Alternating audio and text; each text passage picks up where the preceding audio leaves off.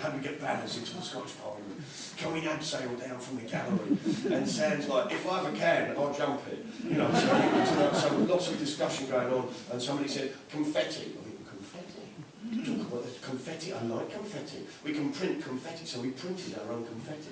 Right? So it took us bloody ages. What you do is you just get bits of paper and you print, and loads of little images of a bomb, and on one side, and on the other side it's got loads and loads of slogans going, I'm not at war with anyone. And so we printed it all out, and then you chop it all up and you make confetti. And obviously I got a couple of paper cuts, so it's not without risk. So it does get past the metal detectors. Now my mate Sam genuinely does look like a womble. On crack, actually, it's really what he looks like. And so when he appeared, and I appeared next to him, the police standing at the door just went, okay.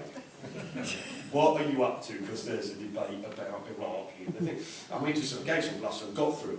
We got up, the cops were completely watching us, and we got up into the gallery, and we're sitting there, and there's lots and lots of brown, and I feel, you know, I don't like that much wood, brown wood. I don't like it, do you know what I mean? Because the last time I was in the room with that much brown wood, I was being bound over, do you know what I mean? So we're in the gallery, and they're having a wonderful debate. And it's all that Scottish troops are the finest in the world.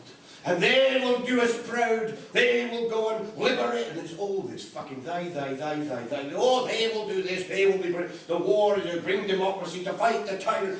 And Sam just had enough, and all the cops were watching us, and Sam just kind of jumps forward, goes right to the edge of the balcony, and goes, you lot are fucking murderers, and chucks his bag of confetti all across the Scottish Parliament, and it just goes, boom!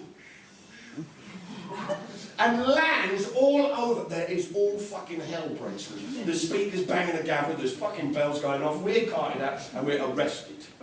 So we're standing outside in the alleyway, and the cop is furious.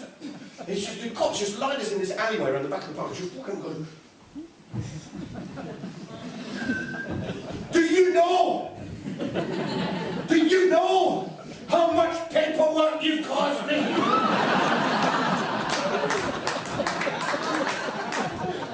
No, I don't. Don't you have got, it's a lot!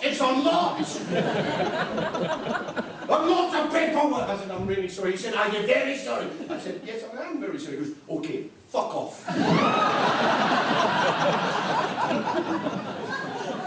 And so we were still away, but we were watching the television that night, and the television, on one of the local news, it said, amidst discussion in the Scottish Parliament of the invasion of Iraq, Confetti-ists struck.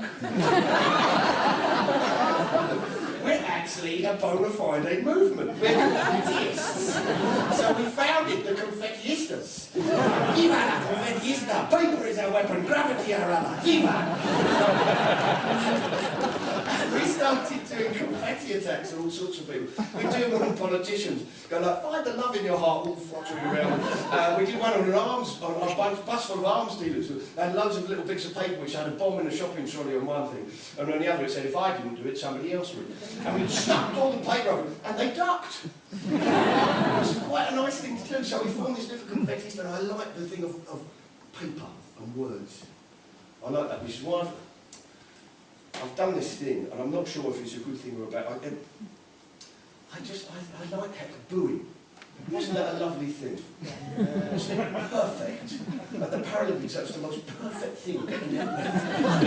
Absolutely fucking wonderful, because it was an expression of national identity and revulsion at the same time. It was absolutely amazing. Because obviously, George Osborne appears and everyone sits there just going, oh my God, it's Osborne, the architect of the cuts. This is absolutely terrible. The mastermind of austerity that makes the poor pay for the rich's mistakes. There's actually creating absolute hell and havoc within neoliberalism. Meanwhile, not to mention the parody and paradox and the irony within him appearing at a Paralympic event, which is actually cutting the disability. This is outrageous, and we will not stand for this. What can we do to express this in a unified form that get everyone to... And someone went, boo! Boo! It was yes, boo!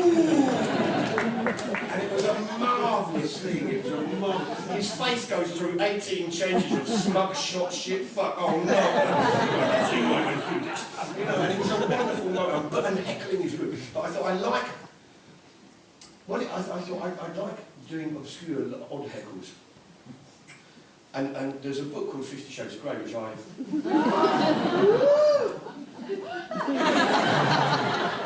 You need to just don't. I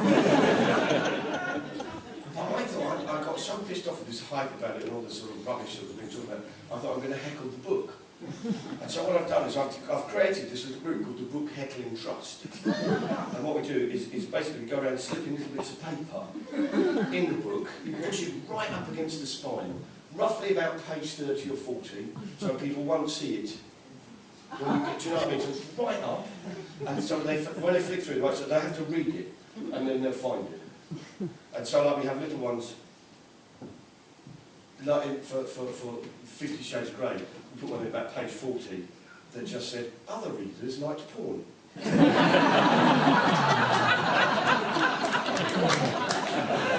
And it's just a nice little thing. And I started doing it to other books. I've got into this little habit of walking into bookshops and sort of, I have a lot of time on my hands.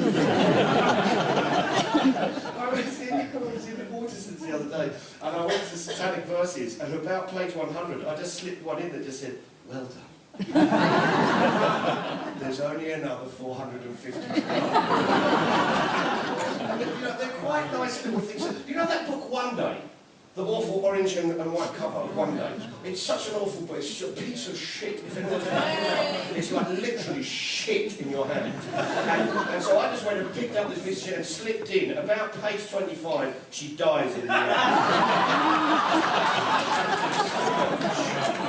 I know it's not very, I know you've spoiled someone's reading, but fuck it, they spoiled mine by marketing it and making me fucking read it. So I had a whole lot of, we had another one, which was, we did a little one, I did a couple for Jeremy Clarkson. One was, I just slipped one in, which is about page 100. Jeremy's favourite book is The Road to Wigan Pier and urges all other readers to read it. I just thought that was quite a nice one. You know? I've also done this thing, which is a little bit naughty, which I've got a sticker made up. And I go around now, and if I'm pissed off with it, I go around and Jeffrey Archer, Ben Elton, and Jeremy Clarkson books I've hit with my sticker. And it just reads, it's a little circular one, and you put it on the front of the book, and it just reads, also available in charity shops. We've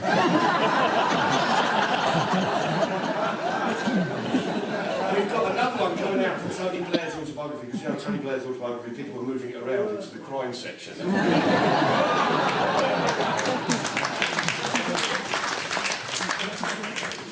It's come quite a way, hasn't it? I have, since I used to chain myself to the undercarriage of arms dealers' buses, to now heckling books. The point is, for Blair, we've done a little one, which we've just put a little sticker, which has got the number of The Hague on the front, which is quite nice. I quite like these ideas.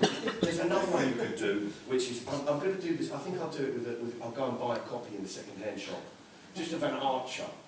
Do you know what I mean? An archer looking in reasonably good nick, so you can put it up on the shelves so people go, oh, that's...